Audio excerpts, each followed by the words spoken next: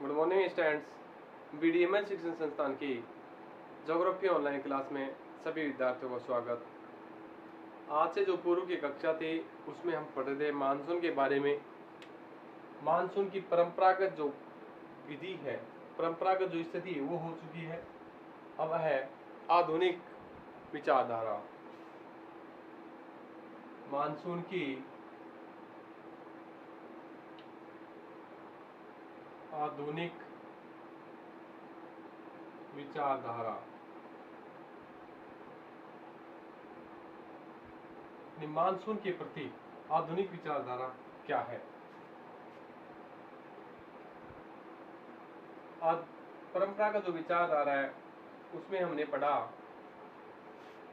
कि जो मानसून की स्थिति है वो कहीं पर उच्च वायुदाब और कहीं पर निम्न वायुदाब की स्थिति बनती है। इसमें हमने जाना कि उच्च वायुदाब से पवनें निम्न वायुदाब की ओर प्रवाहित होती हैं। ये सभी सूर्य के उत्तरायण और दक्षिणायन होने के कारण स्थिति बनती है। स्थल और जलीय भाग के कारण बनती है। यहाँ तक हमने जाना। इसमें एक और छोटी सी कमी रहेगी कि हमने रेडोन की संकल्पना है उसको ध्यान में नहीं दिया। रेडोन की जो संकल्पना है उसमें कहा गया है कि सहारा और अरब के मरुस्थल से रेडोन गैस निकलती है जिससे भारत का मानसून सक्रिय होता है। सहारा और अरब के मरुस्थल से रेडोन गैस के कारण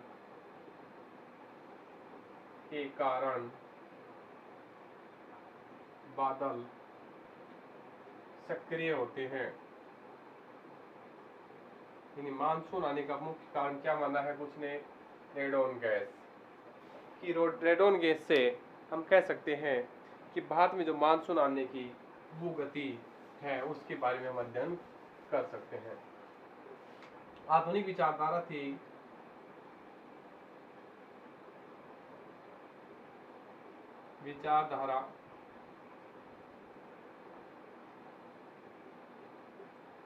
ये 1951 में दी गई। एक तो स्थिति है फलों की गति और दूसरी है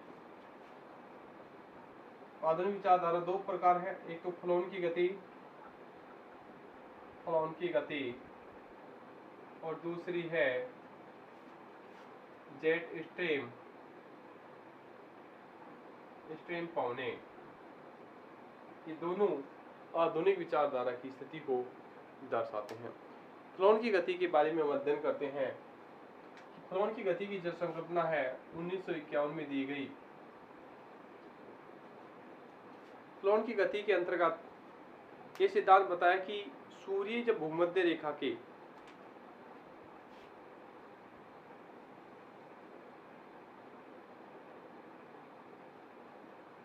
ये भूमध्य रेखा है,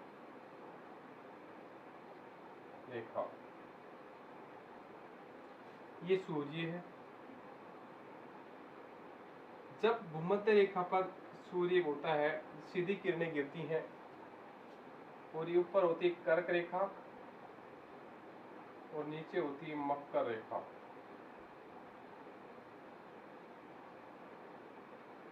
कर्क रेखा। जैसे सूर्य की किरणें यहाँ पहुंची भूमध्य रेखा पर तापमान बढ़ा, वृद्धि हुई। जैसे भूमध्य रेखा पर तापमान में वृद्धि होगी तो वायु दाब यहाँ कम होगा। ठीक है।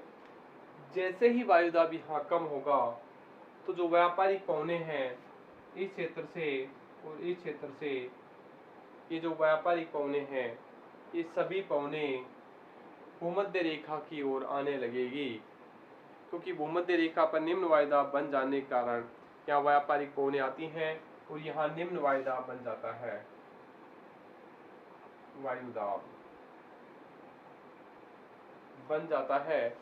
निम्न वायुदाब की जो स्थिति है ये कहलाती है ITC सी जेड, यानी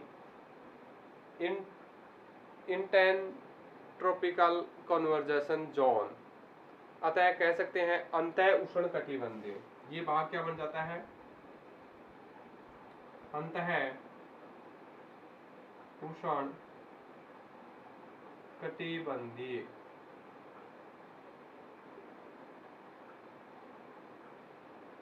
ITCZ की स्थिति बन जाती है कहाँ? भूमध्य रेखा के आसपास के क्षेत्रों में।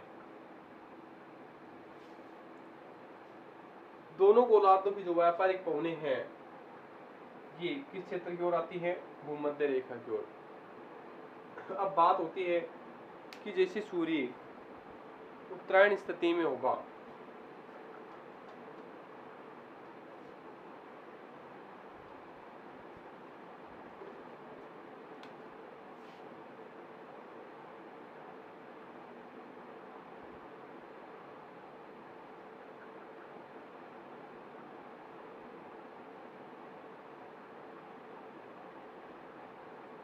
सूर्य जैसे उत्तरायण की स्थिति में होगा यहाँ, तो सूर्य की यहाँ किरण टिकेगी सीधी, और सूर्य की जब कर्क रेखा पर पहुंचेगी तो यहाँ निम्न वायुदाब बनेगा। निम्न वायुदाब बनेगा। निम्न वायुदाब के साथ यहाँ जो क्षेत्र बनेगा NTCZ बनेगा, नॉर्थ ट्रॉपिकल कन्वर्जन जोन, या कह सकते हैं उत्तरी अंतः उष्ण कटिबंधीय, या बनेगा यहाँ उत्तरी अंतः उष्ण कटिबंधीय जोन। उत्तरी अंतः उष्ण कटिबंधीय जोन की स्थिति बन गई इस क्षेत्र में।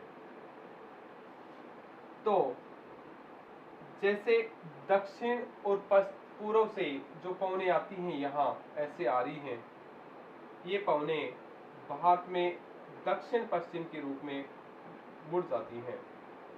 जैसे ये पवनें ऐसे आ रही हैं तो ये इस तरीके से मुड़ जाती हैं, तो दक्षिण पूर्व पवनें, पूर्व की पवनें उत्तर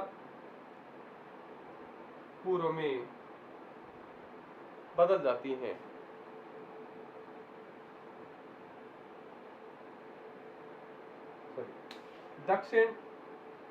दक्षिण और पूर्व की पवनें दक्षिण पश्चिम भाग में ऊपर की ओर बदल जाती है, जिसे दक्षिण पश्चिम मानसून के रूप में भारत में सक्रिय हो जाता है। फिर बात आती है जब सूर्य दक्षिणायन स्थिति में होता है, मकर रेखा पर होता है यहाँ, तो इस क्षेत्र में STCZ का निर्माण होता है।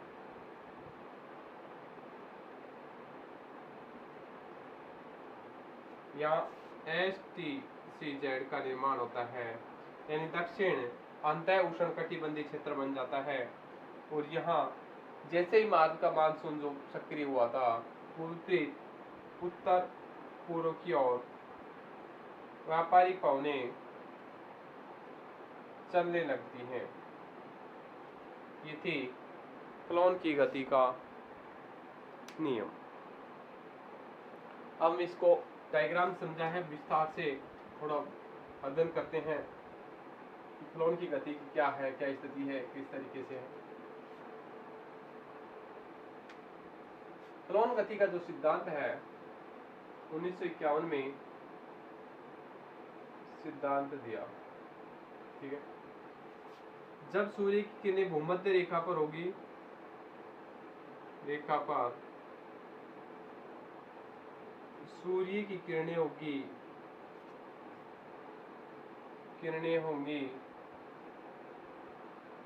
तो भूमध्य रेखा पर अंतः उष्ण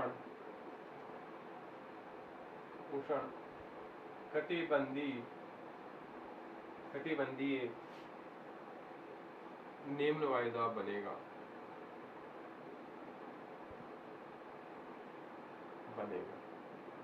ठीक है, बताया था कि भूमध्य रेखा पर निम्न वायुदाब की स्थिति बन जाती है।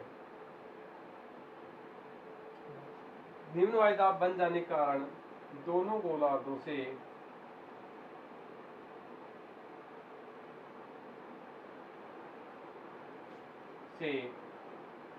व्यापारिक पवनें भूमध्य रेखा की ओर आती हैं, की ओर आने लगती हैं।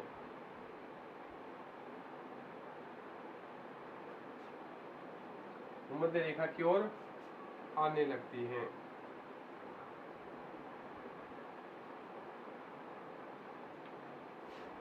अंतः उष्ण कटिबंधीय स्थिति कब बनी? जब सूर्य किरणें भूमध्य रेखा पर सीधी गिरी तो अंतः उष्ण कटिबंधीय क्षेत्र की स्थिति बनी। अब धीरे धीरे जैसे ही सूर्य उत्तरायण हुआ तो कर्क रेखा पर तापमान अधिक होने के कारण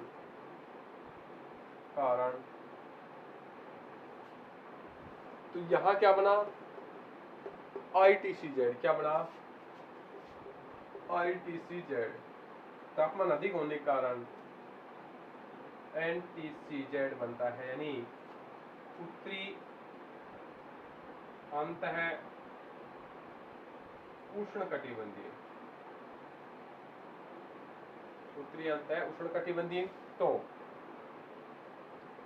मानसून की स्थिति है कि दक्षिण पूर्व से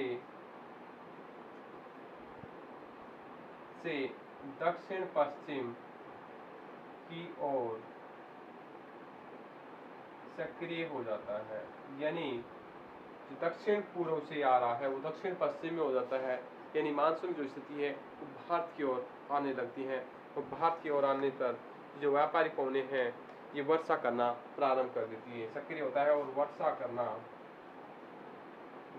करना प्रारंभ हो जाता है।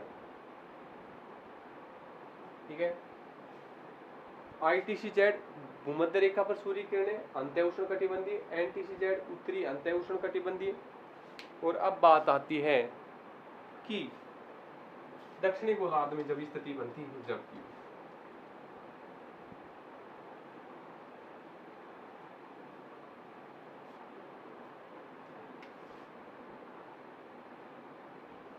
दक्षिणायन होने पर जब सूर्य मकर रेखा पर सीधा चमकता है तो STCZ का निर्माण होता है, यानी दक्षिण अंतः उष्णकटिबंधीय क्षेत्र की स्थिति बन जाती है और उत्तर पूर्वी व्यापारिक पवनें चलना प्रारंभ कर देती हैं, जिससे STCZ का निर्माण हो जाता है और सर्दियों का मानसून सक्रिय हो जाता है। NTCZ से ग्रीष्मकालीन मानसून सक्रिय होता है और STCZ से सर्दियों का मानसून सक्रिय होता है।